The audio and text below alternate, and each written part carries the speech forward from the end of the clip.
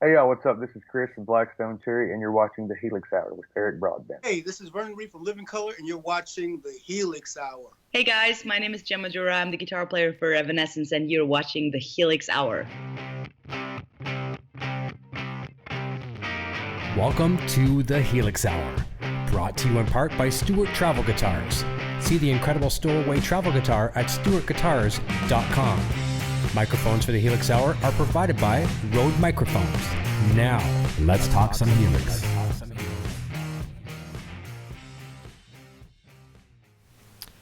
Hey everyone, happy Sunday to you all. Welcome to the Helix Hour Plus. We are live, and this is also the third season finale. It's hard to believe we've actually made it through 3 seasons from just an idea I had a while back.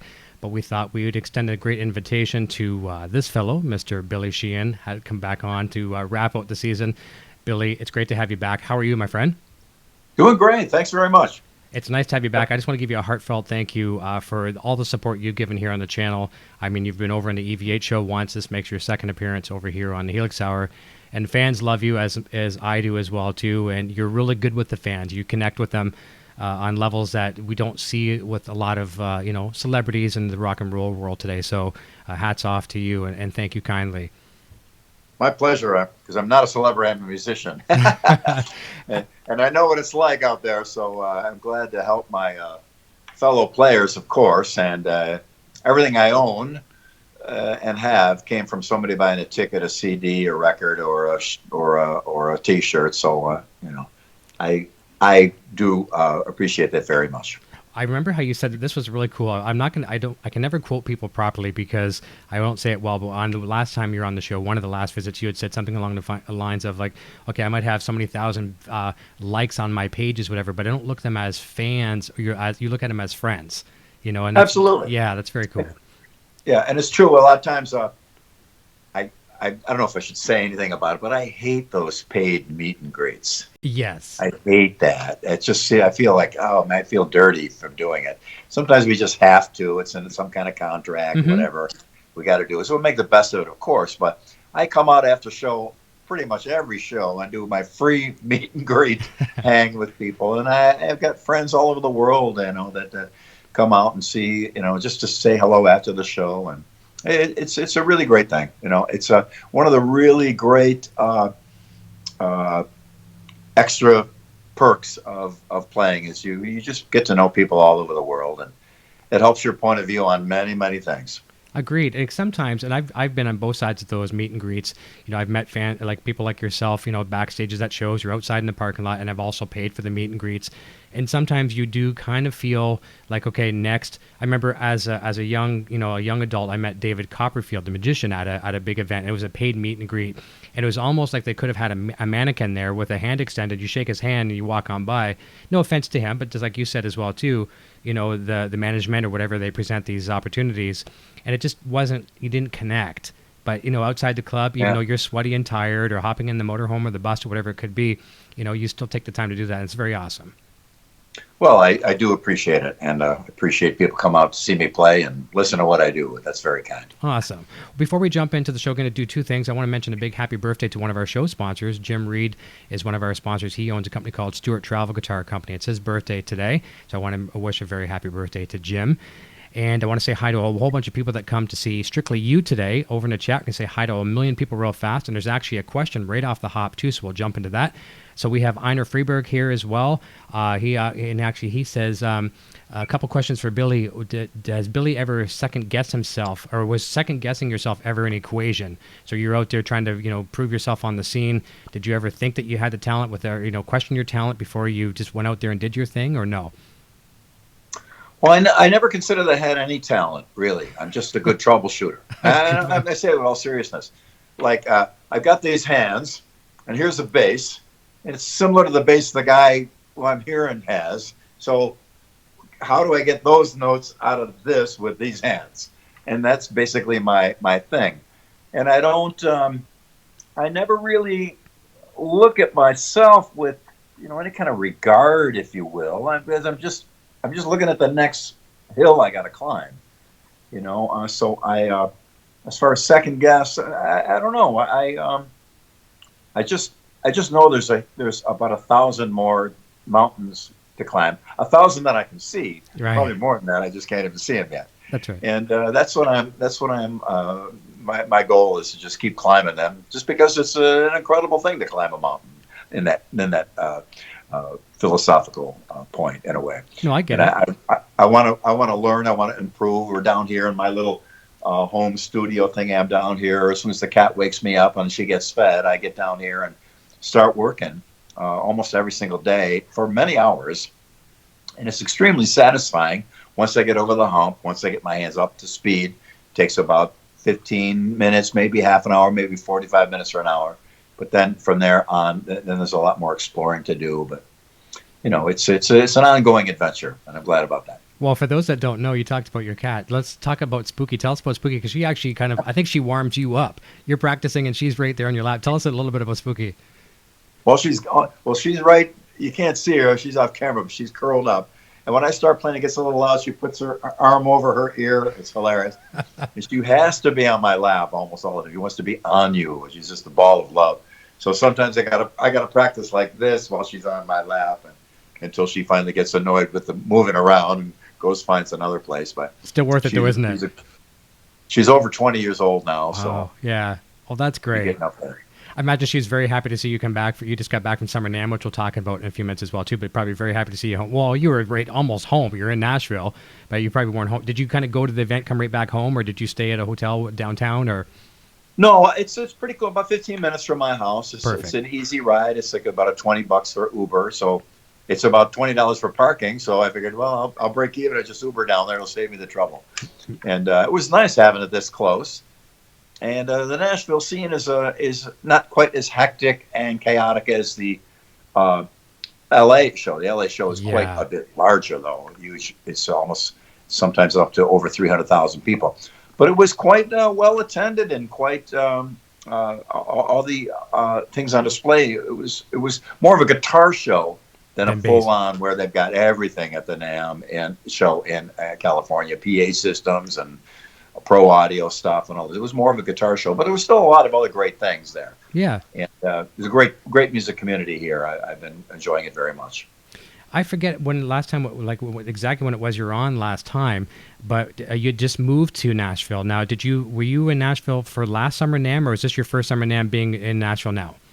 I was here. I lived here, but I was on the road. Okay. That was probably my first Summer Namm, yeah. Sons of Apollo at that time?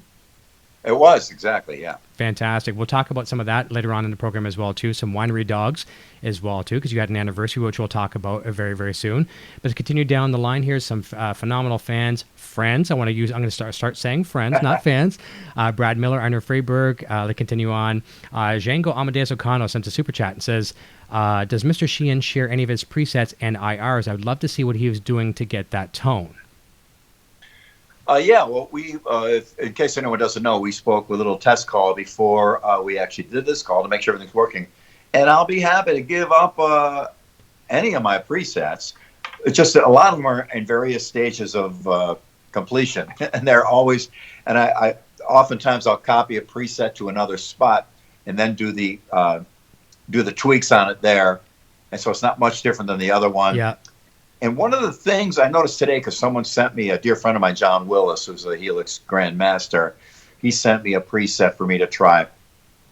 But one of the important points is how you're set up, how you're plugged in, how you're going in and going out of the Helix. So for mine, it's a particularly separate thing because I get two outputs from my bass. So I got two inputs into the Helix and two outputs to two different amps, two different separate sounds. Mm-hmm. So on the input, I've got to pan the one input right, one input left, and then I can do separate outputs. So if that's not set up for a preset, whatever blocks you have, they're not coming out of the right place and not at the right volume. So it's a little bit complicated. So, but I'll be happy to share it anyway. And you and anyone that gets it is welcome to, save it and then copy it over to another spot and chop it up and do whatever you need to.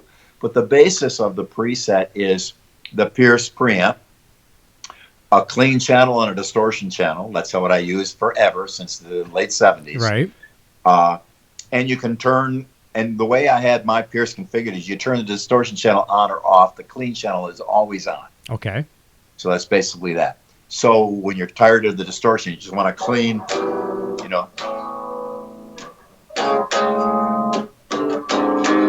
so just clean tone.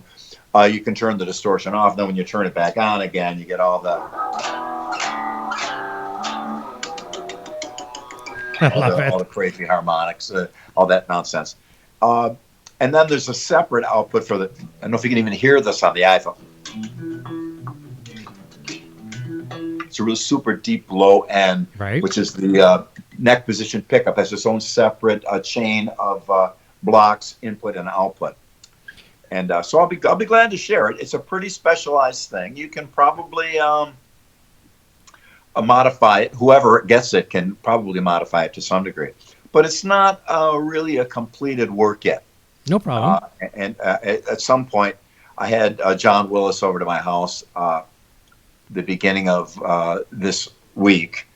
And we had a great time, and we did some great Helix experiments.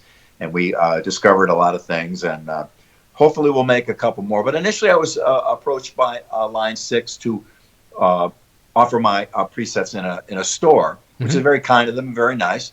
But, it's only going to be it's not going to be worth like a lot of money to me. And like I said to you earlier, I'm happy to just give them away. It's okay. It's not, everybody could use more money, but why don't you keep money by not having to pay for my presets? Yep. So it's fine with me that people have them. Save it for a Winery Dogs ticket or a Sons of Apollo ticket or the Blu-ray that's There you coming go. out, that kind of stuff. That's a perfect idea. That's right. No, I saw But some of those. I used on the last Winery Dogs tour, I started out with an alternative to the Helix with a couple of the Suncoast preamps, which are quite spectacular. The guy in Buffalo, Jim Sikora, bought up all the Pierce parts and makes a Pierce and a pedal, which is great. Really fantastic. And but I had used the Helix a lot for the last couple of years, and since it came out, and I had both setups on top of my amp to switch between the two. Well, needless to say, I got too much concern to do the show to be thinking about that. I was foolish on my part. So I did a couple nights with the analog stuff. It was good. Then I went back to the Helix, and I just kind of felt like I was going home again. So I think I've acclimated to the device quite a bit. However, I still do use. I'll do a little look over there at my setup. You can see the Suncoast preamp. Okay. On top of the Helix. Yep. Since I don't use the pedal, right, the volume pedal. And the great thing about that Suncoast is it's got an amazing clean channel.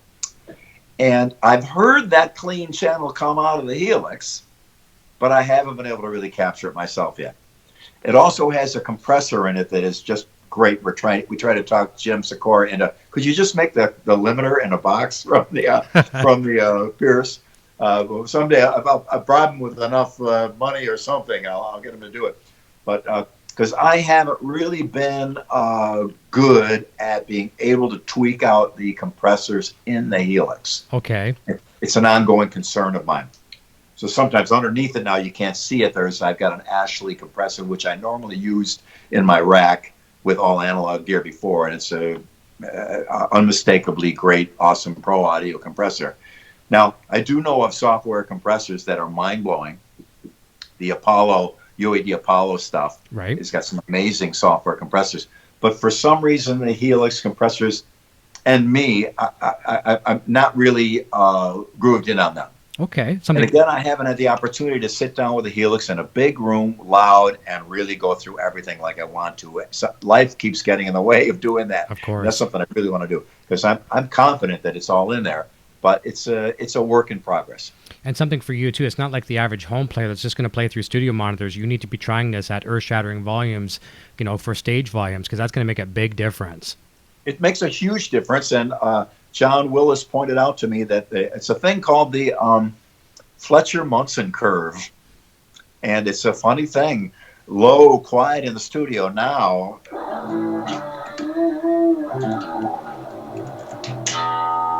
It's screaming, harmonic. That's it. Plugged in through an amp, So things change. It does. It just ain't the same. And it's an odd curve where when you, that's why there's a loudness button on your home stereo. When you turn it down, it mimics the way it sounds when it's loud. A kick. Because our ears hear things differently at different volumes. One of the things that happens is the high end and the low end go through the roof when you start turning stuff up. That's why a lot of my stuff through the years have been very mid-rangey. And some people have taken issue with that until they turn it up. Because then that mid-range flattens right out. Until you get a pretty even curve. And then I've got two sound sources. So I have to kind of overlap the low and the high pickup into the two different amps. So it's been a little tricky. But I've had some amazing nights with the Helix. In all honesty, I've had some nights, too, where it just wasn't working. Could be several factors there. And one thing I always try to look at first is that it's me and my hands. Well said. Well said. And that's a very important thing, because a lot of times you're sitting home, months go by, you pick up the Helix and you're working on it, or whatever you play through, a Helix or a Kemper or a Fractal or whatever. They're all comparable, I believe. And it's not quite right. So you adjust. Great. And then you get up and start playing, and your hands get in shape, and suddenly the amp is just not working anymore. Well, that's two completely different approaches. When I play really hard, but when I'm beginning a tour, I'm not playing as hard. So that compressor is going to be wildly different in how it treats the volume of the note coming out of the bass. So, needless to say, there's a billion combinations of little things. So, recently, a couple of people that have got the Helix have written to me. I said, start off easy. Open up one thing. Get used to it. One block. Play it through an amp. Get it loud. And eventually, I think things come in. They all fall in place. Because I've had some nights. The last Winery Dogs tour was only 4 weeks. But the second 2 weeks, my hands were really in shape. And man, it was glorious. It was really great. Magical. Well, I have utmost respect for you when you say, okay, you blame yourself first. Usually in any scenario, if I do something wrong, if something goes wrong, I blame myself as well too. So I have huge respect for that. And something I say on my show a lot, both on the EVH side and over here on the Helix side too, is that with digital gear, which this is why I love Helix. I come in here, I have my Line 6 wireless plugged into the Helix rack, and I usually run through either my monitor systems or through the power cabs. And the only thing that changes every time I walk in through the door into the studio, only thing that changes is my attitude. If I'm in a good mood, a bad mood, it's, who knows what mojo's with you or not. So the digital gear is ready to take what it receives. Now, you've been touring for countless years. You've had backline provided for you. You've brought your own backline. You never know what you're going to get. You don't know what the humidity is like, the temperature is like, voltage is like. A lot of that analog gear, which is incredible stuff. It always will be. But you don't know what you're going to get. At least with the digital you do, it's only up to you what you give it. Yeah, there's still variables that can happen. Yeah. The temperature, the situation, and the how close you are to your amp, the spaces around it and the venue, all those things are a factor. And with analog stuff, I do believe it's true. I experienced it myself back in the old SVT days in the early 70s. Those tube filaments bounce like crazy when they're back of a trailer going over a bumpy road, and they move. And it can be different night to night. Maybe just infinitesimal difference, but still there's some difference. That's why I do. From early on, my goal was to get at line level exactly the tone I wanted, and then be able to get that as loud or quiet as I needed. And that was why I went to preamps and power amps, because I could just turn that output of that preamp down, and it shouldn't change the sound of it at all. Whereas with an analog amp, you've got transformer core distortion and the power tube distortion and all kinds of things that are affecting it as it gets louder or quieter. Right. So I went with all pro audio and line level stuff. So this is line level basically going into my amps. I'm using the Hardkey LH1000 and their HD cabinets, which are pretty unforgiving. And I say that just as a matter of observation. It's not one of those amps you plug into it and automatically things are smooth and easy. Right. You got to work for it with those amps. Oftentimes, I often make the analogy for people to plug into your home stereo. There's an aux input in your home stereo. Plug in and try and play a bass or a guitar through that. Oh my God, it's like trudging through mud. Every note you got to work so hard for, and the dynamic range is so great that the quietest notes are gone, the loudest notes are overwhelming. So it's an interesting thing when you take a line level signal and get it louder, and all the things that happen with that. But anyway, back to the original point. Yeah, your hands are, most of the tone is in your hands. I mean, your show is about the Helix, but really is in your hands. There's little fine things that help you hear it better. Mm-hmm. I think that's a big factor, because I know if I hear my bass sometimes really loud, it's almost harder to play. So when I'm recording, a lot of times playback, when I'm laying tracks down, it's quiet enough to talk over, which is kind of cool, rather than have this blasting, recording session with blowing your ears out. So I can hear the fine tune everything that I'm playing. And when I practice here at home, it's not. I mean, I can talk over it. It's still. Yeah. It's not a loud thing, so that's my story, sad but true. Well, here's a question for you. Tell me, you don't have to agree with me on this, but I'd like to hear your input. So with Helix, I can achieve, like myself as a guitar player, I can achieve some of the tones of some of my favorite guitar players growing up, from the Eddie Van Halens to Kiss to blah blah blah, to anybody in between, Steve Vai, some of your colleagues and people like that. But I think when people say, I want to get Billy Sheehan's tone, or I want to get Steve Vai's tone, or I want to get Eddie Van Halen's tone, I don't think that they're necessarily talking about the live tone, because everyone's live tone changes somewhat over the years. I think they want to have their favorite record they want to emulate. Would you agree that that's something when people go to these digital modeling devices, when they say, I want to get so-and-so's tone, they want it off the record kind of thing? Would you say so? Yeah, and there's a lot of subjective thing about it. You love a song, and you love this band, and you love that time in your life, so you want that tone. Well, that's not necessarily the tone that made all that happen. It's kind of a, I read a great book, I think it was called Everything is Bullshit. And they talked about guys, they took wine, some $2 wines, and took the labels off and put it in front of us so many years. And only a small percentage of them actually could figure out what was real, great stuff, and what was the $2 to the $2 chuck. And it's interesting that when you see the label on the wine bottle, it changes how you perceive it. Agreed. So if you perceive it as a fantastic wine, go ahead and pay $100 for it. Who knows what's inside of us and what's inside of us and what we perceive things to be. So I think sometimes, loving a particular tone, they can have a lot more to it than just the sonic qualities. So it has, because you love that song or that time of your life.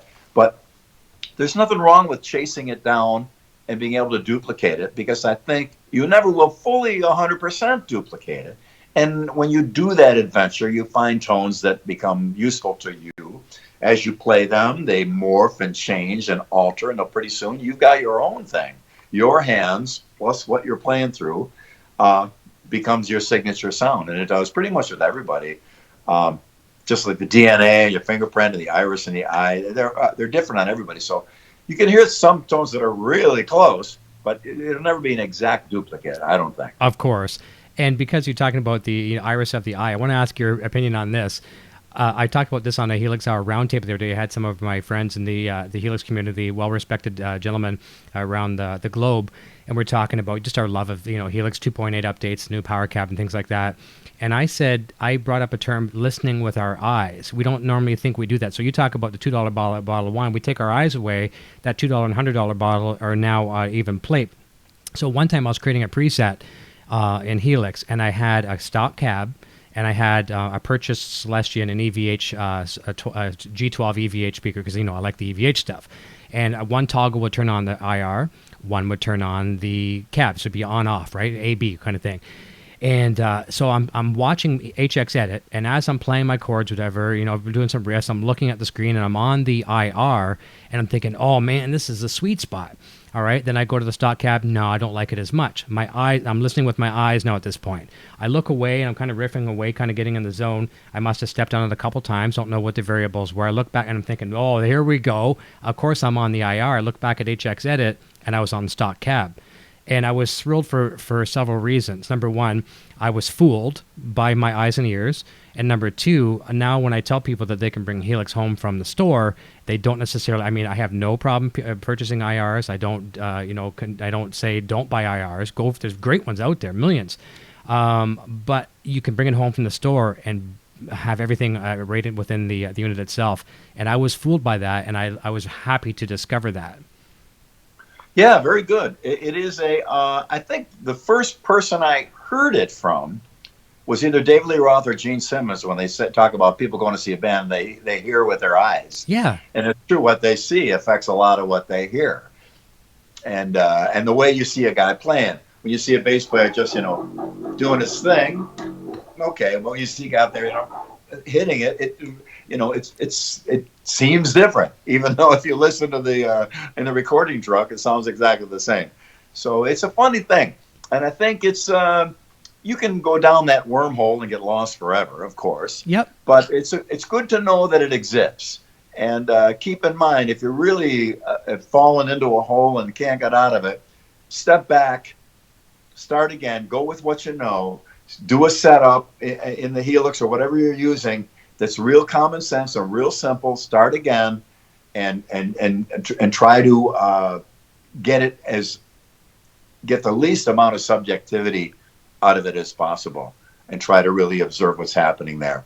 But it's an interesting time for gear, because we've got unlimited choices at any given time. Mm-hmm. I mean, if you're in Pro Tools, let's put an echo on it. Well, okay, we got 140 different sources of echo. Yeah, and each one has its own year, and so it's you can get lost in it quite a bit. Yeah, and that's like I said before, this is only one of the dangers of having all those choices. You start piling things on, mm-hmm. and it's just too much. Well, I had a chorus. I'll add this thing too. Oh, I had the Harmonizer 101 chorus too, and then pretty soon. And I say, as much as I love the Helix, and I'll be using it probably from here on out, I do see people up on stage. And when I say this at my clinics, everybody laughs because they've experienced the same thing.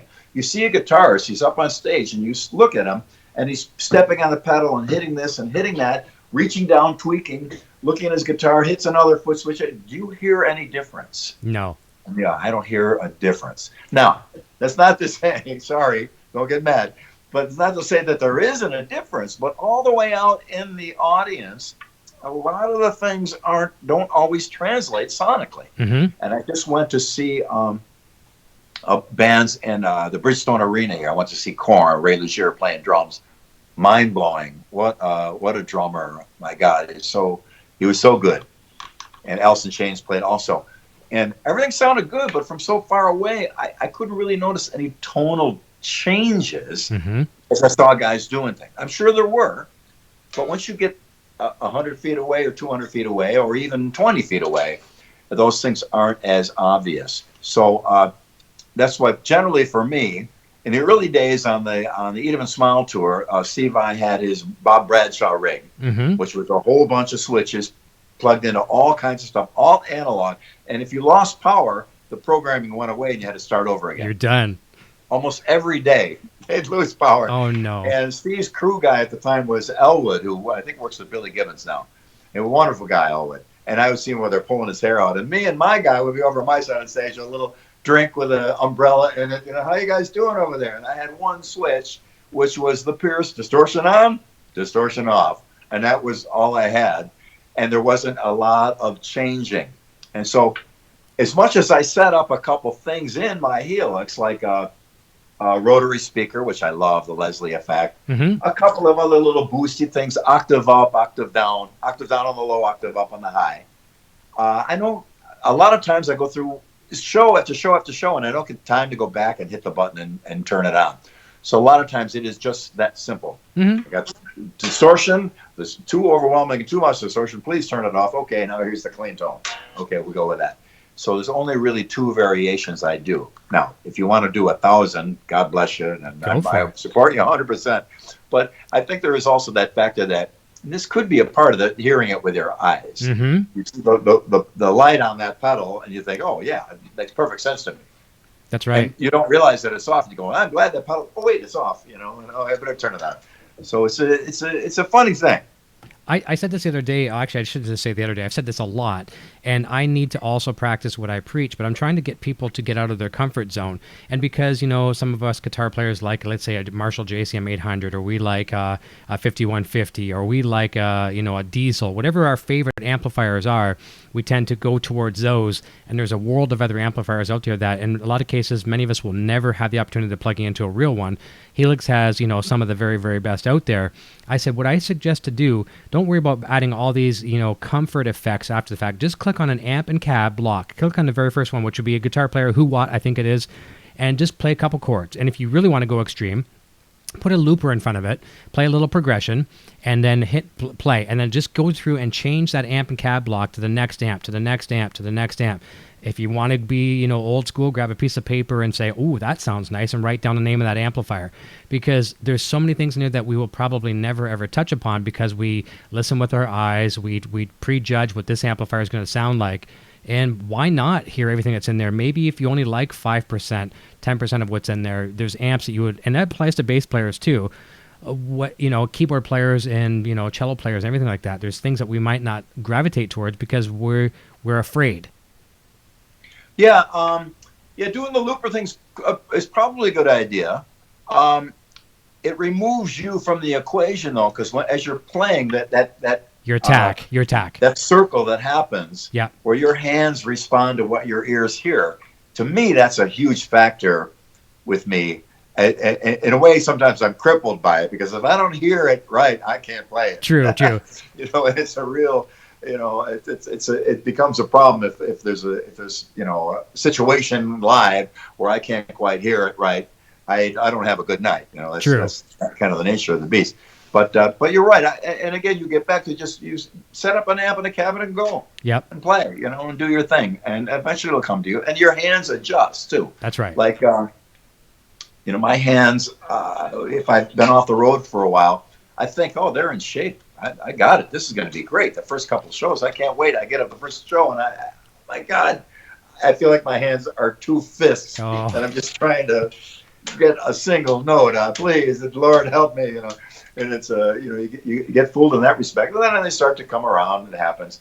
So, like I said earlier, you start changing tones when your hands aren't in shape, and it could fall apart on you later. Right. I think I have a question coming up in a second that's being funneled to me as well, too, about your hands. But I agree with that, too, about the human aspect of the not using the looper, because here I'm using myself as a guitar player, or guitar players in general. We might do some nice pinch harmonics on a JCM 800, but we're certainly not going to try that on a Fender Twin. So I get what you're saying there, for sure. Yeah. So we have a question from Billy Johnny Pockets, if I have the name right. It says, hello from BFLO. Question, what was the first amps that you used when you first started out on bass? The first bass I had, even though I always refer to the Fender, I actually had a bass before that was a Hagstrom. It was a tiny little plastic thingy, plastic cover, vinyl back over wood, tiny little bass. I found one years ago and bought it just to reminisce. And it was a Gretsch Pro Bass, which is a 50-watt amp with a single 15. Yeah. And the guy who started me playing, I told him, Joe, I got a bass. And I was just a little kid. He came over to see it, and he saw my amp, and he goes, man, I could put that on my keychain. It's so small. So eventually, when I got my first real bass, the P bass, the amp that I got was a Fender Super Bassman. Nice. It was a 100-watt Bassman with two 15-inch JBLs. And that was great. Then I got another cabinet, so I had 4 JBLs. And it was good, but I fried it a few times. And then the SVT came out. Nice. And a friend of mine, Joe Hesse, the guy who started me playing, he had one. He told me about it. And then a friend of mine had one who had more money than I did. He happened to have one. So I tried it one night. SVT had it in one cabinet and blew the room apart. It was so much louder. It was just fantastic. So I traded in my gear on an SVT, got that, and used the SVT for a long time. Now, like I said earlier, SVT has a couple liabilities. The tubes shake. Mm-hmm. You got to get it biased often, which costs money. I didn't know how to do it myself. And because of the nature of the circuitry, frequencies higher than 20,000 cycles and probably lower than 20 get through to the speaker, and they blow easily. Oh. So I'd have to stick a battery terminals onto a cord plugged into the speaker cabinet to see which speakers are moving. Yeah, which ones were? And then you see some that weren't. Yeah. And often at the end of 2 weeks of playing, I'd be down to 5 speakers. Oh boy. I had to get those reconed, and then and get more reconed. So it was becoming quite expensive to keep the SVT going at the time when I didn't have much money at all. So, and I didn't even drive because I didn't even buy a car until I was about 25 because I invested all my money in gear. Sure. So they had to come pick me up to take me to gigs. So maybe that was a testament that they needed me, I hope. But anyway, so then I started to get into how can I get that tone without having to blow speakers constantly and re-bias tubes. And I ended up having 3 SVT heads with me, 2 that I use high and low, and then a spare. And I had, I don't even know how many cabinets I had, 6 or 8. We had the whole stage covered with cabinets. Didn't always have them all plugged in. Yeah, of course. This was early 70s. Then eventually I moved off and started to I replaced the low-end amp first with Altec Lansing cabinets, Gauss speakers. They were kind of like JBL, but they had a couple of improvements. They're out of business now. They were pretty good 15s. And then I used the SVT for all the tone on the top end, and eventually I replaced that. But I started out, the big main first amp for me was the Super Bassman. And then after that, it was the SVT. It's nice to see, that whole thing come full circle now with Line 6 and Yamaha Guitar Group now kind of acquiring Ampeg. Yeah. That's really, really nice. Obviously, you were at Winter Namm last January. Did you get a chance to witness Derek Smalls play the Giant Beast? I'd seen it earlier when Ampeg was still with St. Louis Music. Yeah. Years ago, they had it out there. They brought it back again. There's a new generation of people that didn't see it last time. But yeah, it's pretty hilarious. Yeah. Amazing. Well, the Ampeg stuff now, I use Hartke and I'm happy with it. I'm not going anywhere. I love Larry Hartke. He's been wonderful, and Samson Hartke have been taking very good care of me, and I appreciate that. And I don't jump from company to company. No, I that's like good. to stay loyal to what I believe in. A lot of people that I know have gone out and bought that Hartke amp because I have it, so I'm going to continue to support it. Sure. Somewhere with my bass and all the things that I do endorse. And I only endorse things that I really believe in, and nobody pays me anything to endorse. So that's a full disclosure. I make a royalty on my bass because it's my design, but trust me, there's no way I'm going to get rich off that. It's not much money at all, but it's nice. It's nice to be able to buy a couple bottles of wine at the end of the year with my Yamaha royalty. But anyway, the Yamaha version now of the Ampeg stuff is quite awesome. The Yamaha quality control is fantastic, so I give them great credit. And I'm very happy to see them revive an iconic brand like that and put their stamp of excellence on reproducing it. So I think I think it's going to be a good run for them. And the new Helix 4 Pro, the Ampeg 4 Pro was the last Ampeg amp that I used in the 90s, and I love that amp a lot. It was so sad to see it go down. So I haven't experimented with it yet, but I hear that the 4 Pro is quite awesome inside the Helix. Good to hear. Well, I'll have to share a link with you down the road, whether you're probably going to be touring, but I'll send you a link after the fact. But I've got Derek Smalls himself coming on the show in August. So Spinal Tap's going to be doing their big media blitz for their tour. So it'll be, and it's going to be challenging for me as well, too, because I've only done one other interview in a character, right? I interviewed Mrs. Smith. And I had the whole interview in the can, interviewing the person who plays Mrs. Smith, and then I was kind of presented, no, you're not interviewing the person, you're interviewing the character. So now I'm not interviewing Harry Shearer, I'm interviewing Derek Smalls. So that's going to be crazy. And I always get, 9 times out of 10 I get comments on my YouTube videos. They won't say, oh, the show was good, Eric, or this or that. It's like, hey, you look like Derek Smalls, and I'm like, okay, I'll take it. I'll take the reference. But he's finally coming on. But there's more questions that are being funneled to me as well here as well too. Glenn Helton. And this is a good question. I mean, they're all good questions, but you just talked about your hands. And this is something as musicians we all fear, is getting some injuries to our hands. Glenn Helton, as Billy mentions, he plays hard. Have you ever injured your hands in any way from playing hard? Do you ever find yourself adjusting your compressor to compensate for any injuries? Yeah, well, for a long time I had a lot of wristbands on. You'll see photos of me where I got wristbands from here halfway up my arm just to keep that wrist from moving because it was an excruciating pain. I could play, but it hurt. And I ignored the pain. I just kept on going. went to doctors, went to thing. They want to, people, like guys want to cut. And so once you cut, you can't go back. That's the problem. So you try to fix it every way possible beforehand. I found a chiropractor in LA. If you're in LA and you need a guy, his name is Arlo Gordon, Gordin. Just look him up on Google. And he is really a miracle worker. He knows his craft. He learned it from the guy who founded the whole subject of chiropractic.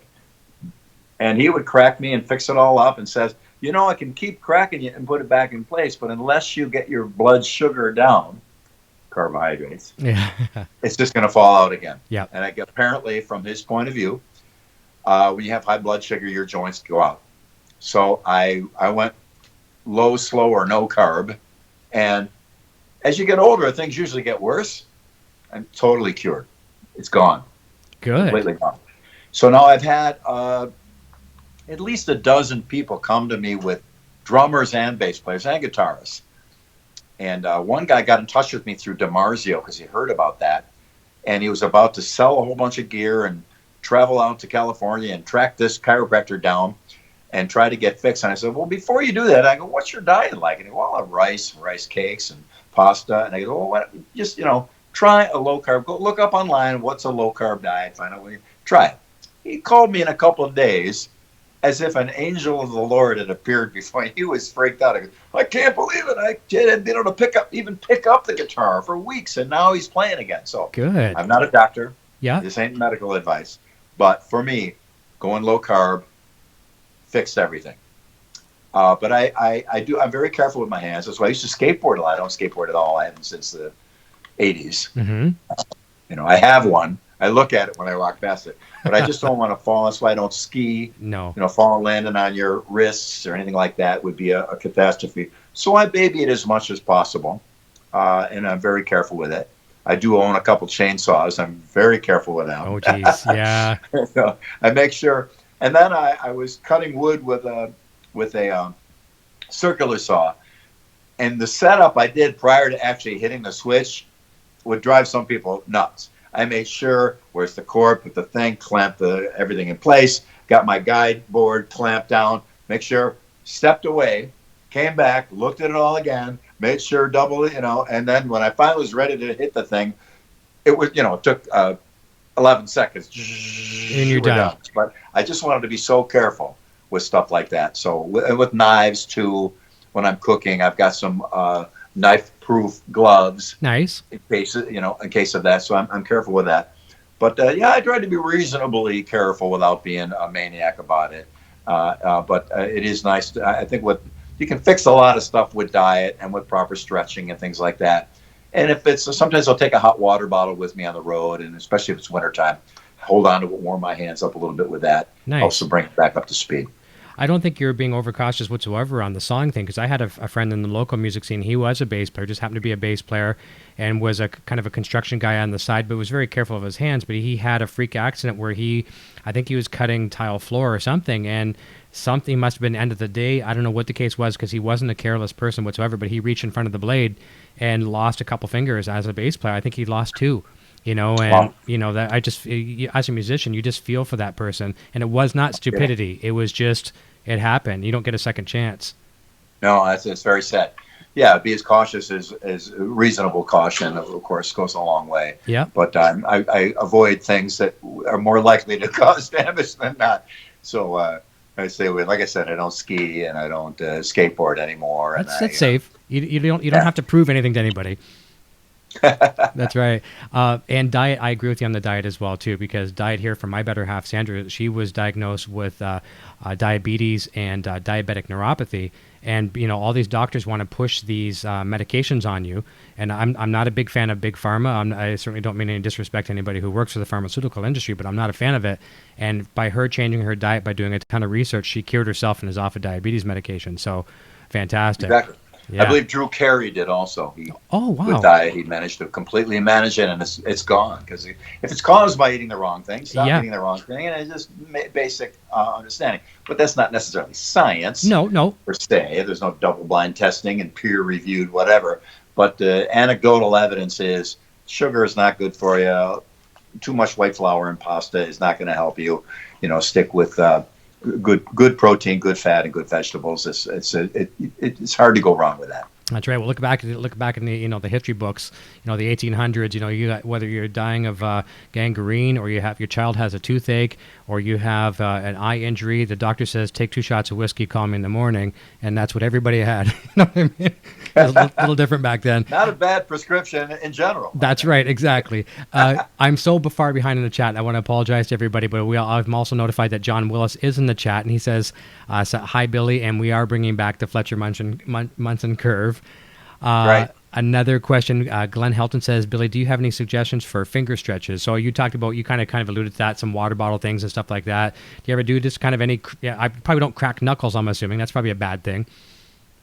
I don't know. I saw a recent study where they had a doctor, crack the knuckles on his left hand and never did it on his right, and no difference at all. So, okay.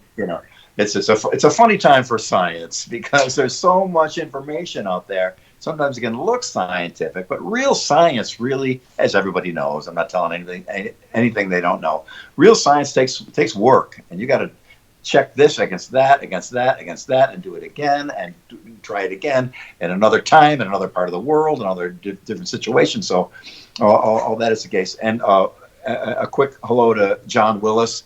I'll be in touch with him later, because I'm trying out his new. We did an alteration on the preset. Nice. That's why I told you earlier on.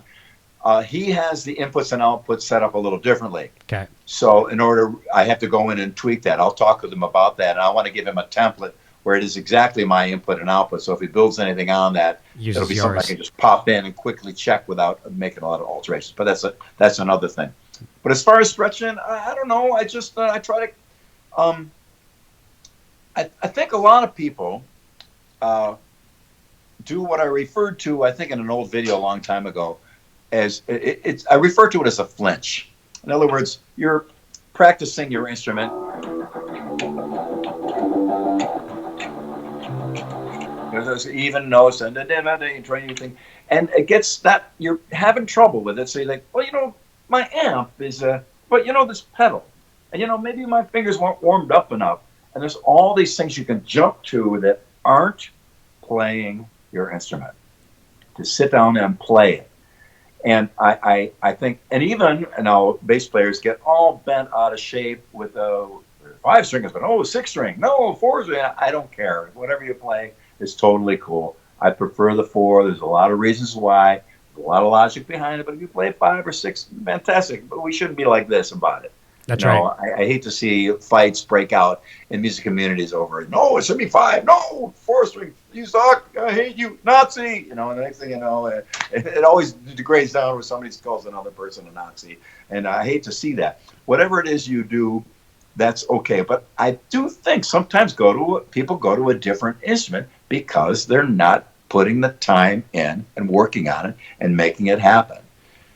And they're a little frustrated. Their playing isn't going where it should be. Well, I need a 5-string. And then they go, no, I better get 6. No, I'll go back to 4. And then pretty soon you've lost time that you could have spent on your original instrument. Exactly. And gotten over that hump.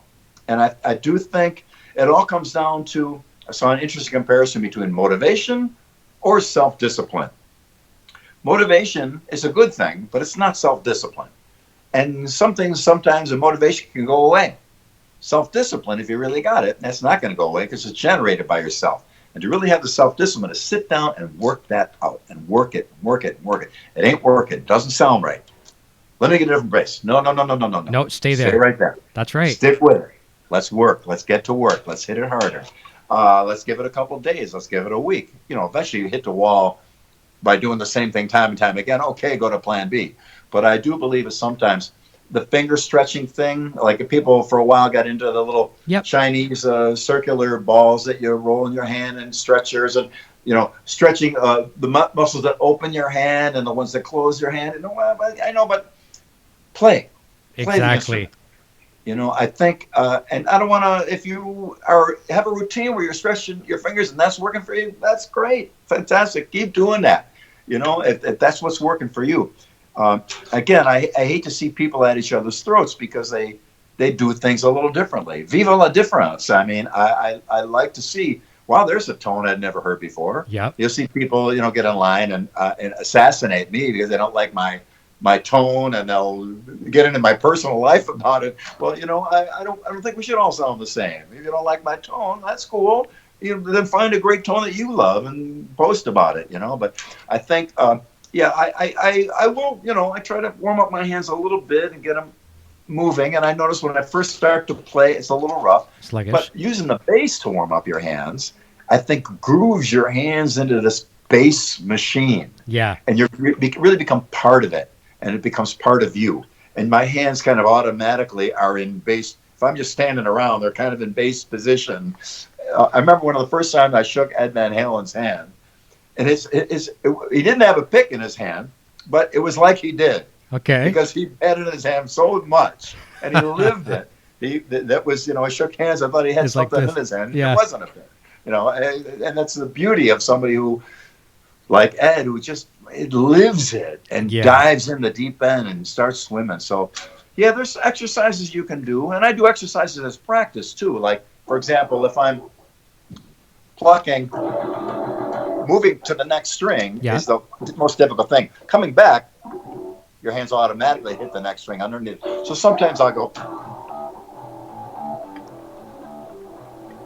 as an exercise to get that grab, but I'm doing it on the bass. So my hand's getting used to that space in between the strings, and everything I do with my hands on the bass sets it up for more success in playing and more efficacy of the techniques you do.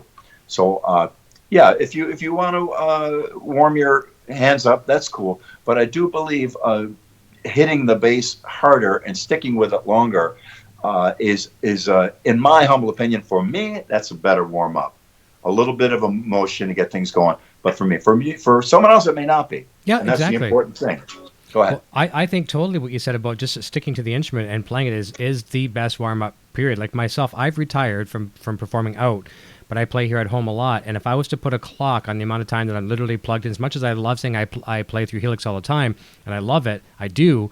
But if you add up all the hours, I'm playing unplugged because Junior will ask me to come see something, or the wife will ask me to come and see something. And sometimes Junior drives him crazy because you're like, do you have to noodle while I'm showing you something? I'm like, but kind of, I do. It feels good to always be playing. So when I pick up the guitar and I'm plugged in, it's just like, okay, it didn't change from the second I was on the couch to in here. That's, I think, is the best way to be in shape. I believe so. Yeah. And I've always got basses and guitars around my house. I pick up. Sometimes I pick up a different one. It's a different feel and a different thing, and it pushes me over here. Then another one pushes me back that way, and I got a fretless or an 8-string. It just tries to variation and get back to your main one that you spend the most time on, whichever one that may be. And maybe you'll get a little bit more of a vocabulary from picking up another instrument. Yeah. But anyway, it goes back to that flinch thing where I do believe that, and it's a thing where you really got to be hard on yourself to admit it. Yep. That I'm running away. Yeah. I'm jumping to something else because I had not done what I was set out to do here. Exactly. I mean, when I see guitarists change guitars during a show, it's similar to stepping on a lot of pedals. I don't hear a huge difference. But if it feels better for them and they feel better playing the song, that's great. More power to you. I generally stick with one instrument. I get through a whole show without tuning. If you stretch strings out and you really learn your instrument really well, I can get through a whole night, a whole 2-hour show without tuning. And where I see some guys before every single song, they got their foot on the little tuner and they're tuning. We're looking over, waiting before they start the song. Come on, ready? Okay, go. Next song, same thing. Come on, bro. And there's got to be a way to get that thing in tune and keep it in tune. That's right. So I think that's another aspect of it. Just being so grooved in. And a lot of times when I put strings on, it's an odd thing. I'll just put a new set of strings on and just turn the key without even hearing what it is. Sure. Then when I play it, I happen to have tightened it up to it exactly the note. Isn't that something? Maybe a little sharp or flat. Sure. But amazingly, I'll go, wow, it's already in tune. I'm so used to it, I almost know by the tension of the string that there's the E. It's in. Yeah, you connect with it. And I think there's a lot of advantage to getting so grooved in on your instrument. That's right, in tune with it for sure. Here's another question, which we kind of alluded to earlier. This is from Shogun. Asks how Billy is liking living in Nashville. So share us a little bit. Now that you've been there for a little bit, you're more than comfortable. And I'm loving the post that you're sharing with, the squirrels and the bees. But tell us how you enjoy Nashville now. Well, so the question is what? How do you like living in Nashville now? Oh, it's great. I love LA. I lived in Buffalo for 32 years. And got the call and went out. Dave flew me out to L.A. to start a band, and we started the Eat 'em and Smile band together, and that was amazing. It was like, that changed everything. Yeah. And I was there for 32 years in L.A. And when I went out there in '85, it was paradise. It was just great. It was all rock bands all over the place. The strip up and down Sunset Boulevard, jam with people every night. It was just great. What a great time. What a time to be alive. It was amazing. And then there I was, in a way, on top of the world. I just joined Dave, who got out of the biggest band there was in America at the time, and it was amazing. So, but as things changed, and with 32 years of LA, now things sadly are kind of falling apart a little bit, in my humble opinion. I'm a little bit worried, but I still love LA. I still care for it. I'm sad to see the changes happen there now with the crime and the traffic and the homeless. And at my age now, I thought, you know what?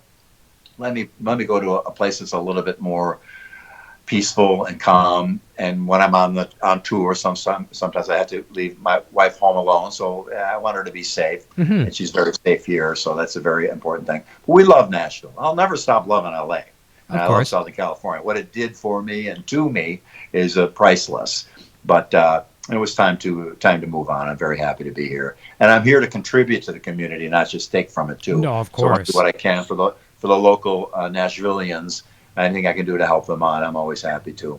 I think you said on one of my last shows you're on, you kind of said not Nashville, but LA is, we know that was your home, is now kind of your home away from home, but Nashville is now home.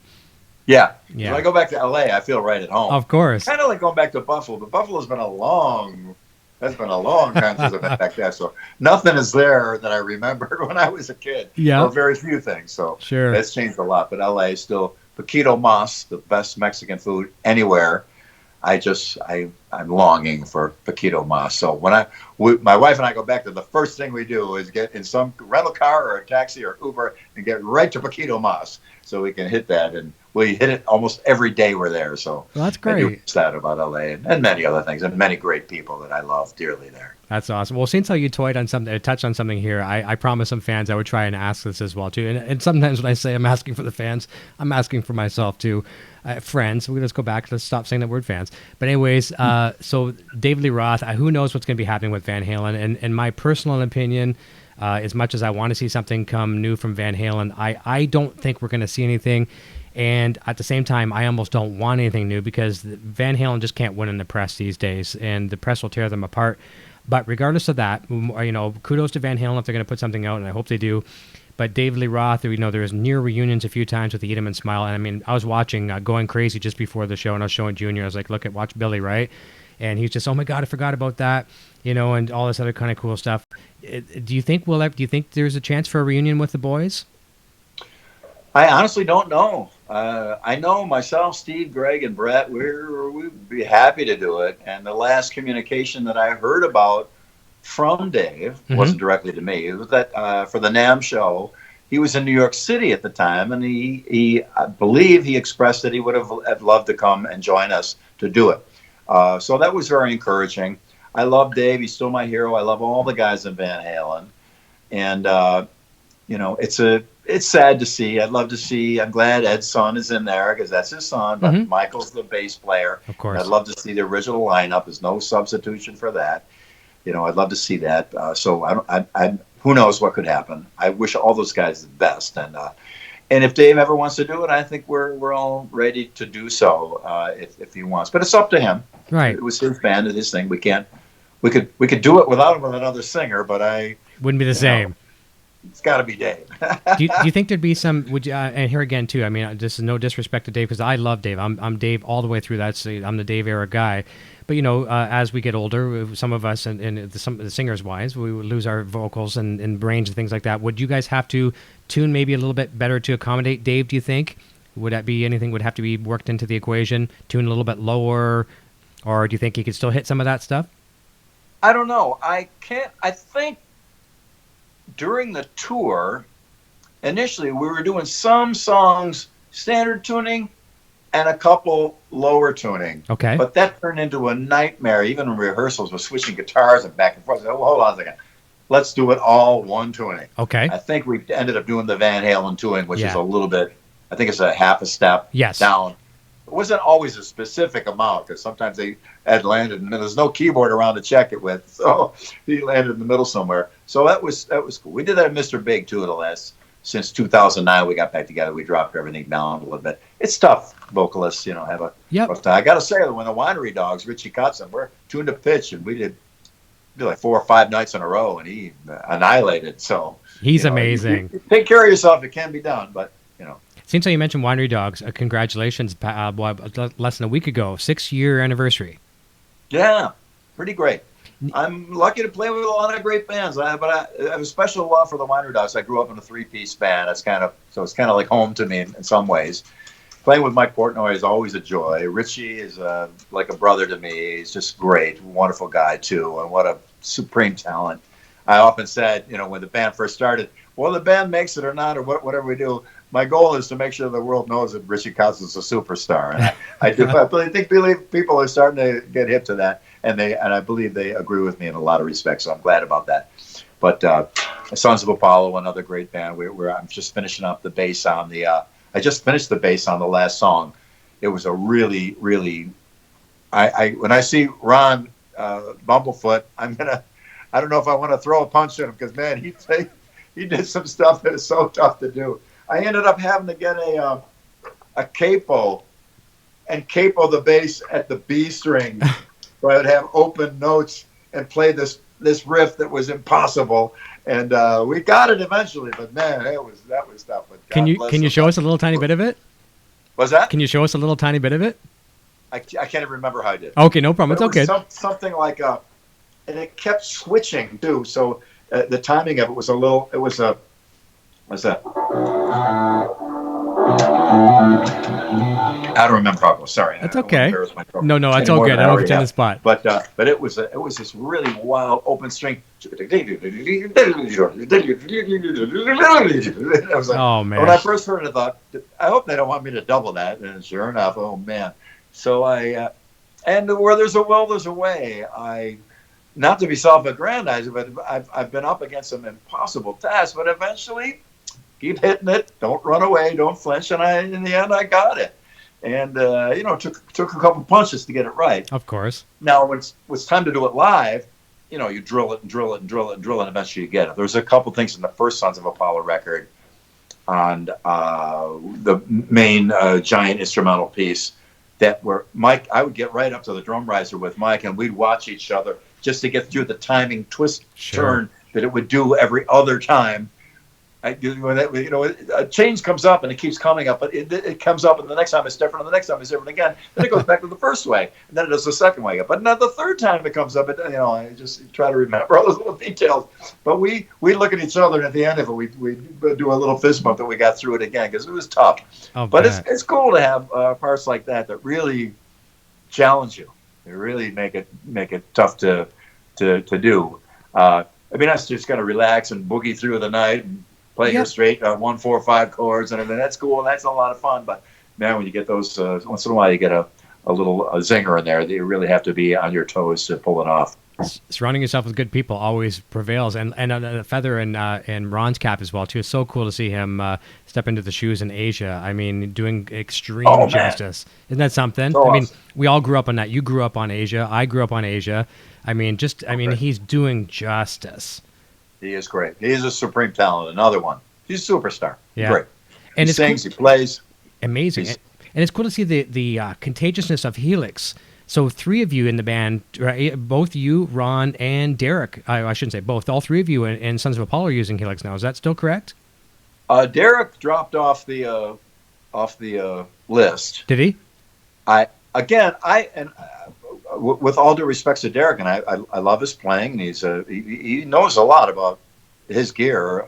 He's a grandmaster at everything he's involved in, of course. Mhm. But I think there's a lot of trepidation with people that especially come from the analog world, and to jump into the deep end of digital, it's a tough thing. I think if he would have spent more time with it, he would end up there. Right. But sometimes it's time intensive to really get it fine tuned into what you're feeling off analog gear, live and loud, and be able to get it out of that. Yeah. Sometimes it takes, when you do get it, man, you're in heaven. Yep. But sometimes it's some work to get there. That makes total sense. Here's another good question as well, too. This is from Stuart Milne, if I'm pronouncing the name right. And here again, sometimes questions will come in. We're talking about future products, and I know we can never talk about products that are coming down the line. With manufacturers, obviously, they're under, agreements not to release things before NAMM and press releases and things like that. But it's, in general, you can probably generalize on this question. Stuart says, could you ask Billy about Yamaha making a cheaper or more affordable version of the Attitude bass? And I'm sure that's something, all people that have signature instruments would love to see get out to the, the people who, have a more limited budget. Is there anything you can touch base on that at all? Well, we did a cheap version of it initially, and it was wildly successful. Okay. They're all sold out. Oh, gotcha. And a good buddy of mine, Jamie, is a great bass player here in town. He brought me as a gift. He brought me over, because I didn't have any of the cheap ones. As a gift, he brought me over one of the cheapos, and this thing plays great. So, it's a daunting price tag on this thing. Unfortunately, they're handmade in Japan. I mean, hand assembled. They're cut out by computer, and labor costs in Japan, as you can imagine, are. But the guys that do it are grandmaster luthiers too. They only do about 200 a year, so their bass is expensive. Sorry, but that's just the way that it is. Mm-hmm. I do believe it's worth it. It's a bass of a lifetime.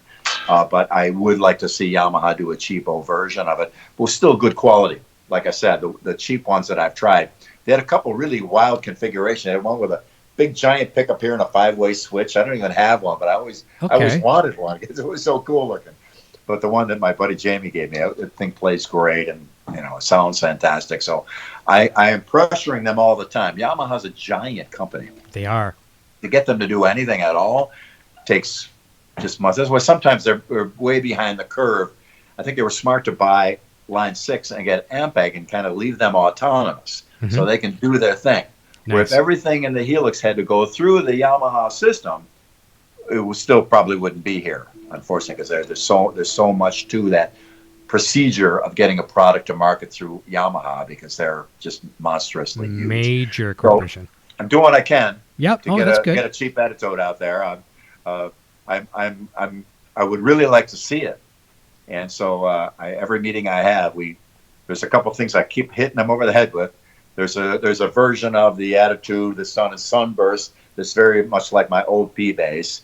That we did get approved. That's coming. That's going to be cool. Nice. And so now I can stop hitting them over the head with that and concentrate on the cheap Attitude. So I'll be pounding them as much as possible. Well, good question for sure. And here's another question from Lewis asking, what made you decide to try a partial scalloped fretboard? And I other than having one of Steve Vai's Gems back in the day with a few frets that were scalloped, I've never really played scalloped frets. How does that assist you, and maybe what gave you that inspiration? Well, in the early days, I had a friend of mine back in Buffalo who was a real John McLaughlin fanatic. His name was Chris Vorse. He has his PhD in analytical philosophy. Okay. Wow.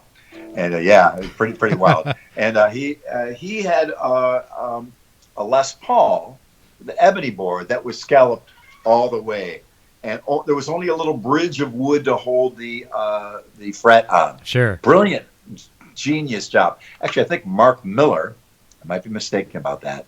The Talus drummer might have done it for him, but I might be mistaken for that. He's quite a brilliant woodworker.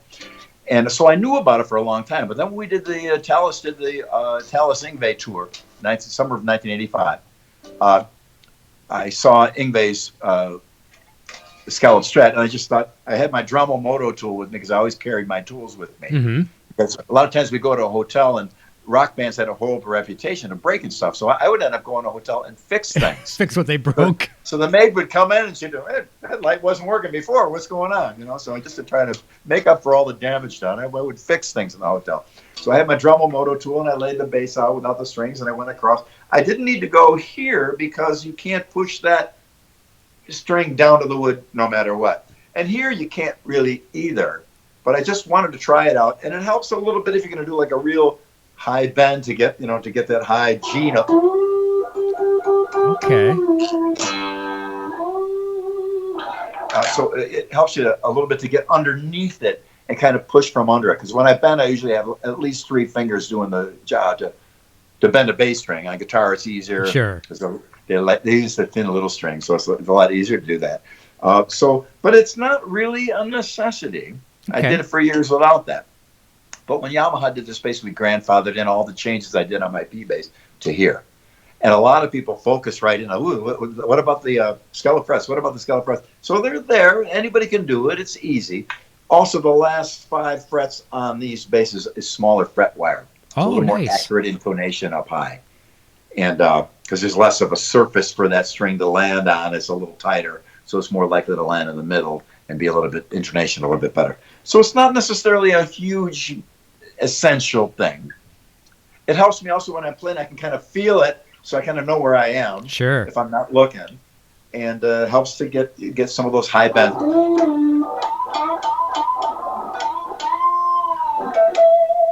Beautiful. Get a little bit of that going on. If you need that, which you may want once or twice in your career, if ever. But but losing, like scalloping the entire neck, you'd lose too much wood, and I think you wouldn't have the kind of sustain you'd like to have. Gotcha. Well said. And one of my good friends here in Canada, Brian Cote, he met you at NAMM, actually. He went down to Summer Namm. It was his first NAMM. He's a bass player, switching over to guitar a little bit right now. He runs a nice YouTube show as well, too. He has a great question for you, and actually he had great kind words to say about you meeting you. You were very approachable, which was awesome. He says, ask Billy, does Billy have any advice for artists releasing new music today? It's a very different environment today regarding with record companies not really signing folks like they were back in the 80s and 90s. So any advice you could lend to a new aspiring artist to release music out there? Well, the rule of thumb at this point is there's no record labels. Right. Forget about it. Yep. Forget about a record deal.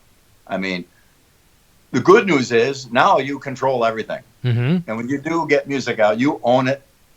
And I remember in a meeting with Atlantic Records back in the day when the early 90s, right after we had our hit record, we sat down with the president of Atlantic Records.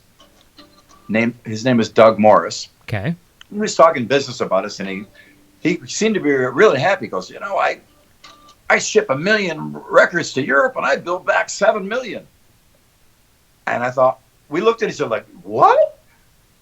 You just made $7 million off our, and we're looking at the checks we're getting on our royalties, and like, how in the world? We never made near that money. So these guys are rolling in cash. Yeah. And we're getting a little tiny piece of it. Yeah. I was very small. Nobody made $1 million off that. I mean, cumulatively, we made a lot of money eventually. But man, imagine the kind of money they were making. Unbelievable. And now, so if that's you and your band, that money's going in your pocket. Yeah. Now, bad news is you got to do it all yourself. So the record company had their own publicity and marketing and radio, and there's no more radio either. Radio's not going to play. That's right. Streaming, the best thing anybody can do right now, and I think everyone will agree with me. You get a band. I think it's important to have a band, and you got to be out playing. Mm-hmm. Get in a band. Start locally. Nobody will hire you. Go to a club that doesn't have a band and work out Tuesday nights to bring in a little stage in and set up and play. You got to create your own gigs. We did that back in Tallis back in the old days. There was a beach near Buffalo, Shirkston Beach, and it was this huge beach, and people would flock there. It was on the Canadian side, so people go over the border.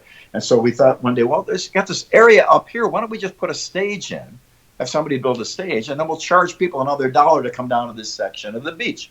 So sure enough, they did a pro stage, built right with correct power. Our lighting crew guys told them what they needed to make it proper, to plug in a proper giant PA and lights.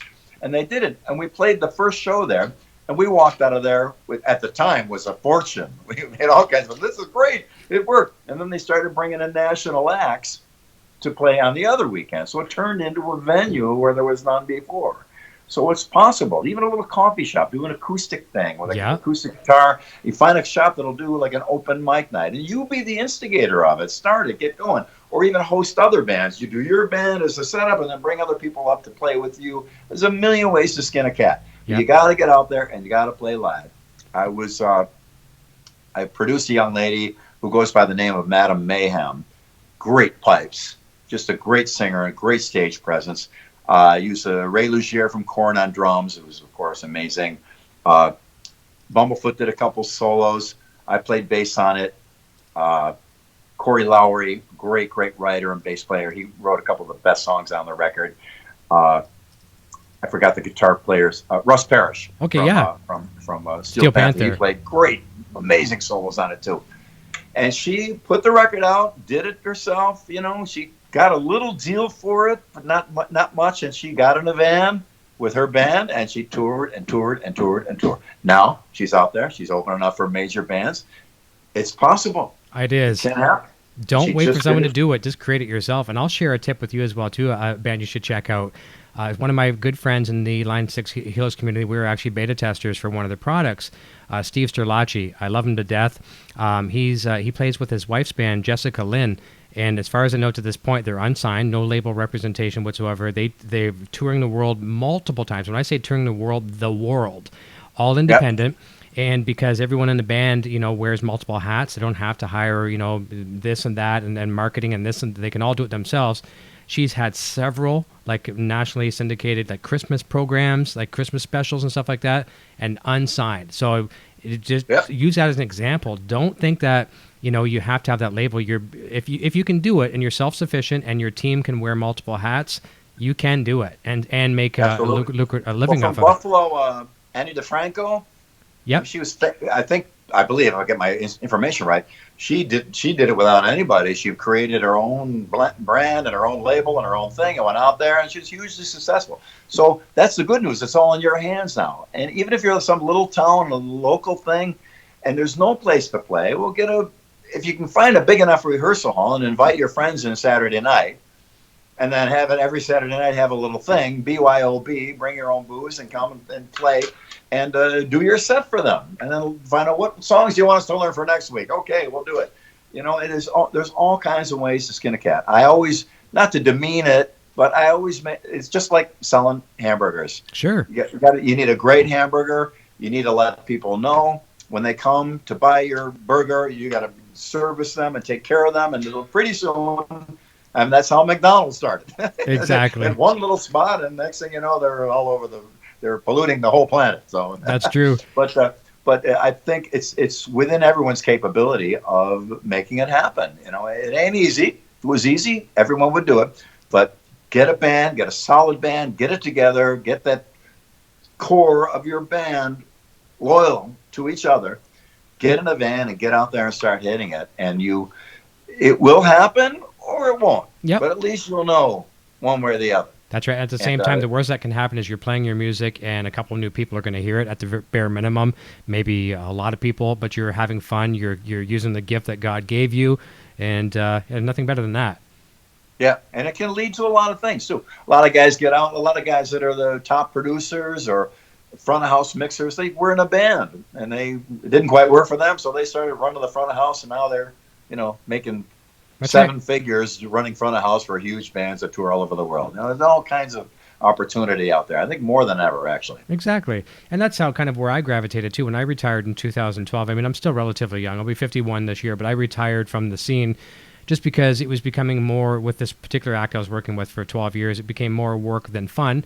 And I do miss it in some ways, but I found YouTube, and I get to talk to people like my idols growing up, like yourself and many others I've had on the show, and I get to stay connected to the music scene. And if I tend to do live shows where I'm just jamming, which I do, once or twice a month, I get more people watching those shows and come to the live shows anyway, so I can't see it being a loss for me. You know what I mean? I'm still connected. Yeah, you're still involved. You're still in the chain. Exactly. So it's cool. Exactly. And when I do my clinics and seminars, I try to encourage people to do better and become successful and do whatever I can to help them do that.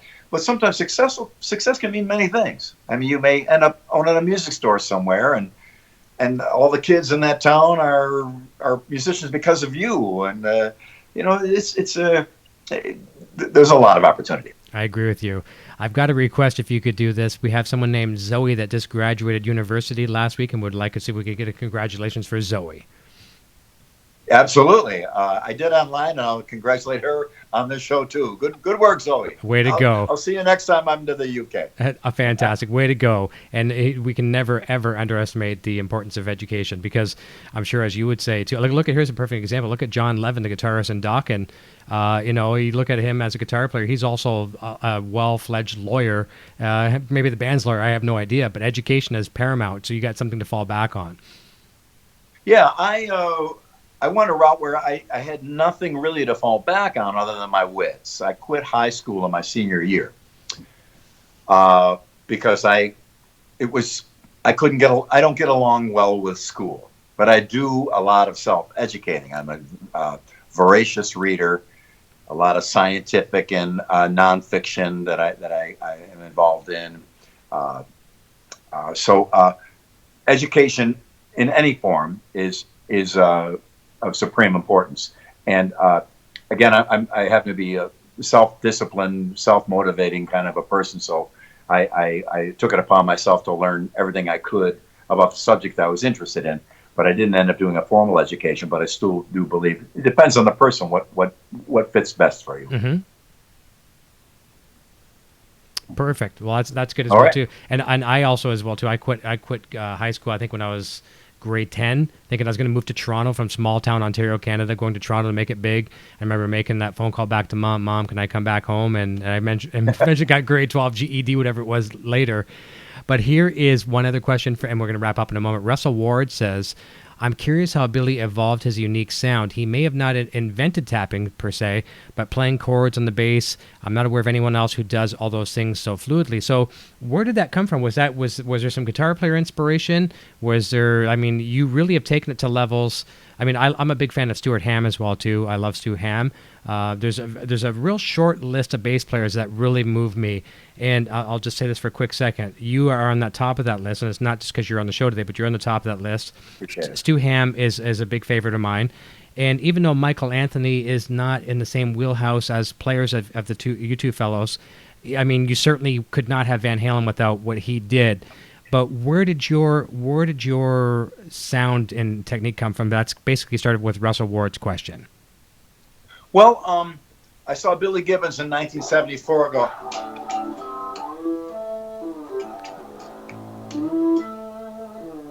And I that's where I got hammer-ons from. He also did the pinch harmonic with that. And so I figured out how to do that with my fingernail because I love ZZ Top and I love Billy Gibbons. And then I thought I was the only one in the world that did it. Yeah. Because I not only was hitting, but I started realized that I could hit down and pull off.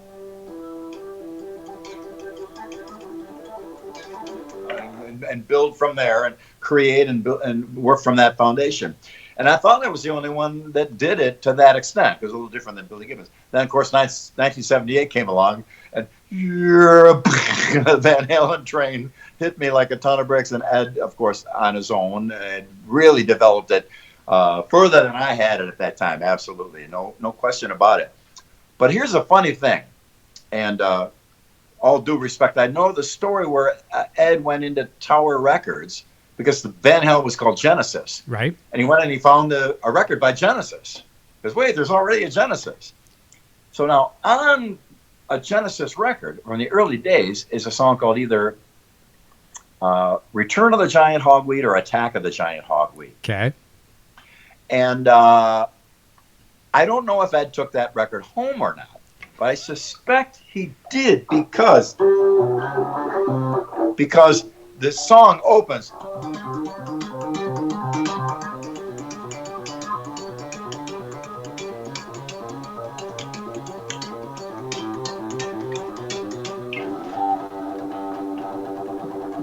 And then repeats that. So it's an obvious hammer-on that sounds a lot like Eruption. Yeah, there's some similarities there for sure.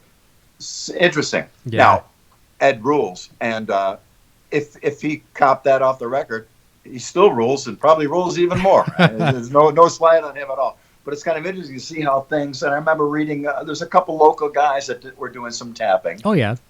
And that's how that came about. But for me, it came from Billy Gibbons. And then a lot of times I was in a three-piece band in the early days, I said earlier, and we had to do extra things. I had to do extra thing on bass to make up for lack of keyboard or rhythm guitar player.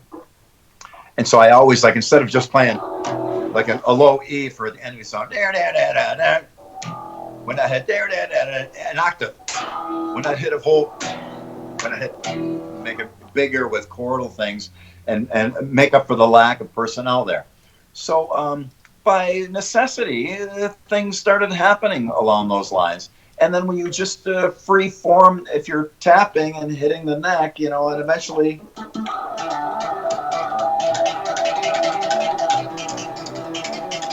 start arpeggiating chords like that. And that's why when I'm sitting down here practicing in the morning, I come up with things, and some of them will make it to the stage. Some of them you may never see ever because they're impractical or whatever. But I like the idea of being unlimited, and I was lucky to grow up in Buffalo without anybody saying no to me. And the band I was in, I know I drove them crazy. The original guys in Theriault drove them out of their mind because I was always overdoing it or always experimenting and always trying as a new amp, trying that. And it was all those years that I really started to develop things. Fortunately, I was in an environment where I was kind of unleashed, and it helped me to have that spirit of experimentation and trying different things. So I owe a debt to that situation as well. But there's really I do like a lot of there's a lot of things that I think I do that I know better now to think that I'm the only person that does it, because somewhere somebody on the internet is going to find a guy that does it too. Of course. Like there's an Italian guitarist from 1945 who was tapping all over the place. Oh, I saw that. Yes. Anybody did that, you know. There's nothing new under the sun, but there is an immense reconfiguration. And also applying one thing from one instrument to another. Like if I do a tapping, we're tapping the, turn the distortion up, tapping an octave.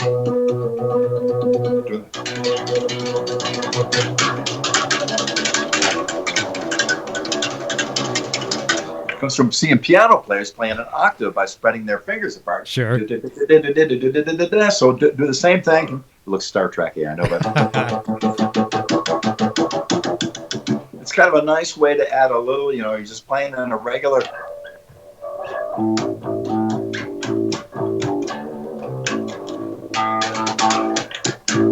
Just add one little, little thicker frosting on that spot, or some sass. Yeah, little things. I love it. That's what, as we wrap up here, first of all, I want to thank you for your time again. And I don't want to put you in the spot by comparing Winery Dogs to Rush, because I know you love Rush too. You're Rush fans. You had the opportunity to work with, jam with them at a sound check, you know, taking over Getty's spot for a little bit.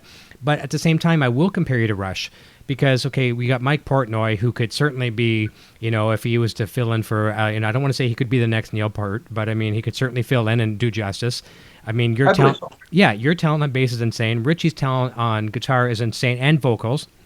But that three-piece, because each of you guys brings so many landscapes to the band, it's like not all three-piece can have legs like Rush has and Winery Dogs has. And I don't mean to single out any other three-piece bands. There's probably thousands of great ones. But because you bring, like, these frequencies you bring as a bass player, you bring lead and rhythm and everything to the bass and the guitar and things like that. I think that's why that band stands out so much. And you as a bass player stands out so much, because you're bringing many, many tricks to the table. Well, thank you very much. In fact, just because of my situation in life, I wasn't a Rush fan early on. Mm-hmm. So all their early records and stuff, I didn't hear. Plus, I'm older, so I was into the first wave of prog music with King Crimson, Genesis, bands like that. Sure. So by the time Rush came around, I already moved on from that, and so my ignorance, of course, and plus, there's only so many hours in the day you can get into so many bands, and, True. And Rush kind of got by me. It wasn't necessarily my thing. Now, when Mr. Big ended up touring with Rush, I got the opportunity to hear them more than ever every night, and really fell in love with the band. I used to do a song called "The Pass" off of the tour we did with the Rabbit. Sorry, I can't. Presto. Yeah, Presto Tour. Sorry. And on top of that, they were the nicest people you could ever imagine. Awesome. Getty, just a great, pure, wonderful, great tone, supreme facility, singing and playing, mind-blowing, and performing it all too. Alex and Neil, just great. They were so kind to us. I'll never forget it. I owe them forever for allowing us to do that tour. And they were really a great thing. But I believe, it's different than what we're doing on the Winery Dogs. I think because of Richie's voice, that moves us to a bluesier, free Bad Company, Paul Rogers, kind of a Steve Marriott, maybe a little bit too, from Humble Pie. Right. Moves us there. And Mike still has elements of his more aggressive and accomplished playing, but he also pulls back in the Winery Dogs and lays it down sometimes too, which is really cool. Remember when I first played the Winery Dogs for Dennis Chambers, he said, wow, I never heard Mike groove like that. It's fantastic. He dug it. That's and nice. As far as my playing goes too, when I first started on the Winery Dogs, I think I was pretty aggressive, but I've started now to fall into a nice spot where I don't have to do a lot. Right. I can lay back and play solid. And in a way, I'm kind of more of a not to compare myself to him, but Entwistle kind of held it together. Yes. While Townsend went wild and while Keith Moon went wild. So sometimes I feel like a little bit like I'm like that. Like I'm holding that note and keeping time while Mike does his thing, and who's in time, of course. And Richie sometimes looks to me for that, just to make sure there's somebody just holding that thing there. And I love having that job as the bass player. And then sometimes I jump off and Mike keeps it solid, or Richie does. So it's kind of cool that we can all trade positions in that respect. Yeah. Well, I remember you said to me on the last time you were here, you said, like, of all the acts that you've played with, I mean, it's like having children. What's your favorite child? You don't want to necessarily say, but you had said Winery Dogs really hold, and I was surprised when you told me this, which is cool, though. You said Winery Dogs really holds a special place in your heart, and I think probably from what you just said, because, they're not necessarily expecting this every single time when they come out to see the show. They're there for the show, and you can either be Billy Sheehan or you can be holding back in the pocket, whatever you want, and that's probably less pressure and more enjoying the moment. Well, it is really enjoyable. There's one song we do live, Regret, and it's an incredible, I love that piece so much. And playing that, and there have been times on stage, I got a tear in my eye. It's just so much emotion in that song. And just I'm playing these giant fat whole notes. Mike's playing blast sticks, holding way back, keeping his pocket, to die for, a great pocket. Richie's just singing.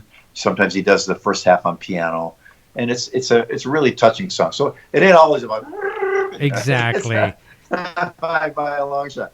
It's funny, and you get branded with that too, because somebody takes a video and pulls my solo off it and posts that on YouTube. And then you get 100,000. That's all he ever does is solo. The only solos. The only thing he ever does. You're missing it. You're missing it. There was a whole show, and this was just a small part of it. That's right. It's funny. Oh, that's insane. Well, listen, we are at the 4:30 mark Eastern Standard Time. I want to thank you for, I could not ask for a better guest to kick off my final episode of Season 3. I'm probably only going to be taking 2 weeks off before I come back into Season 4. But it's your third time here on the channel, and I thank you from the bottom of my heart. I know fans were very excited to see you here. I wish you the very, very best in 2019. Anything else you'd like to share with us that's coming up in 2019 event-wise, business as usual, or things we don't know about?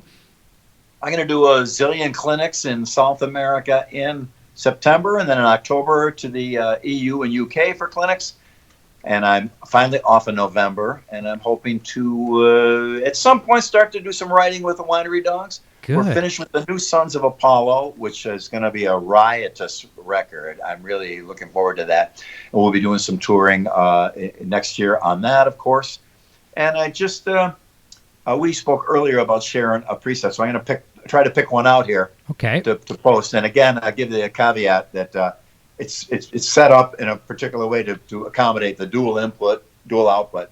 So if somebody wants to utilize it in that respect, you might have to do some configuring. No problem. But But yeah, I'm just gonna be out playing around and whatever, and I'm easy to find. You can find me on Facebook or Instagram. I answer my email myself. I respond to people myself, and Billy@BillySheehan.com is my email. So if I can be of any help to anyone out there in any capacity, to whatever time allows, I'm happy to do it. Well, that's fantastic. What I'll do right after the show, after we say goodbye, probably maybe a little bit into the evening, I'll text you my email address, fire me over a couple, and I'll link the presets right down to a Dropbox link in the description below here. So we'll have some fun with that. And speaking of which, I've got your links to your Facebook, your Twitter, and your website in the description as well too. So, and we've got those shared throughout the evening too. So listen, don't go away. I'm going to say goodbye to you off the air. Also, you might appreciate this too. Next week over on the EVH side, I've got another bass player joining us. I've got Todd Kearns from the Slash Band joining us, and also from the Canadian band Took.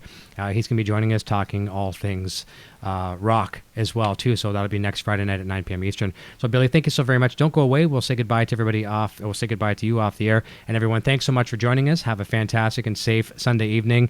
And be sure to check out all the links down below. And we will see you next time.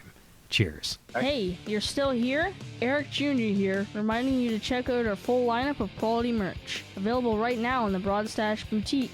Quality products and fast shipping. Visit broadstash.com today. Thank you for watching the Helix Hour. We hope you enjoyed today's presentation. An extra special thank you to the staff at Line 6 for their continued support. If you've not yet subscribed, please do so right now and feel free to share our content with your friends. See you next time on the Helix Hour.